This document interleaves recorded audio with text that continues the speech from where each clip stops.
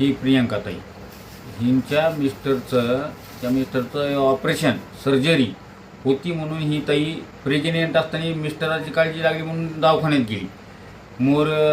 लोखंडी सावरगावच्या दवाखान्यात गेली असता ती वेटिंग रूममध्ये बसलेली असताना ऑपरेशन थिएटरच्या बाहेर वेटिंग रूममध्ये बसलेली असताना अचानक फरशा पडतात.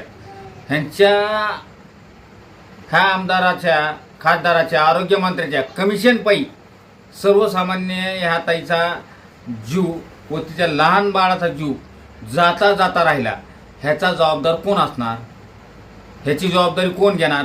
प्रशासनानं वैद्यकीय प्रशासनाने तिच्यावर प्रथमोपचार करायच्या ऐवजी तिला प्रथमोपचार न देता आम्ही जिम्मेदारी फेटाळून लावणं ह्या त्या अधिकाऱ्याचं काम आहे का? हे जे आम्ही केलं, आम्ही विकास केला, हा विकास आहे का ह्यांचा? हा विकास आहे का ह्यांचा? अरे किती जणांचे घर बरबाद करणार का? गुत्तेदार पोसायचे त्यांना, ह्यांचेच घर मोठे करायचे त्यांना.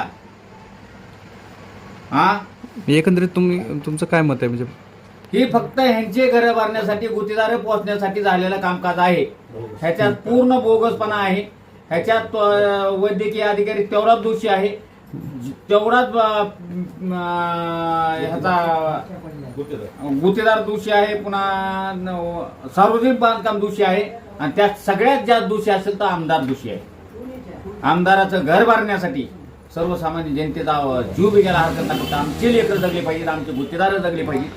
ह्यासाठी त्यांचाच गुत्तेदार काय मागणी होणार आहे?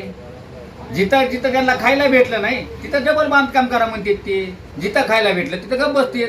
आज ह्या ताईचा जिम्मेदारी कोण घेणार? आज ती ताई प्रेग्नेंट आहे.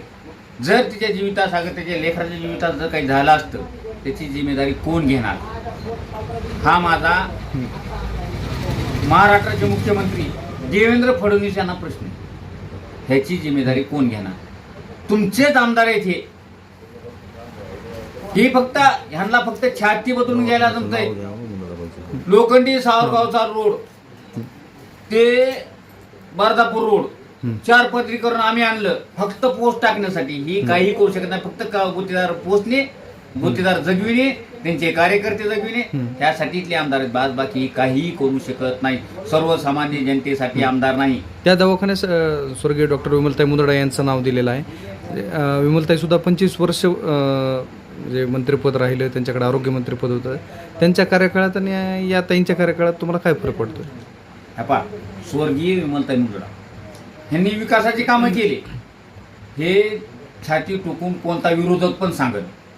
पण ज्यावेळेस ताई वारल्या त्यावेळेस